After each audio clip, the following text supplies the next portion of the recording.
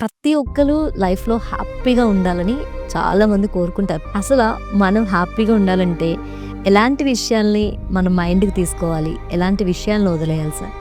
చాలా మంచి క్వెషన్ అండి.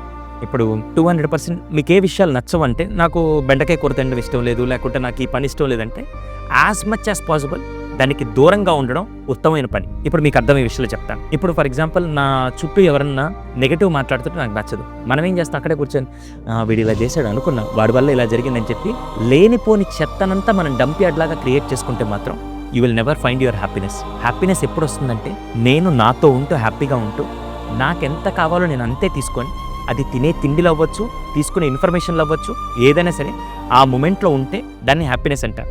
కానీ ఇక్కడ ఏమవుతుంది తెలుసా, అనవసరంగా వాళ్ళ ఫ్రెండ్స్ మధ్య ఇలా గొడవలు అయ్యాయని చెప్పి పనికిరాని విషయాలన్నీ తీసుకొని మైండ్లోకి ఎక్కించుకుంటూ మైండ్ని డస్ట్బిన్గా మార్చుకుంటూ ఉంటే మాత్రం you can't be happy anywhere in this place.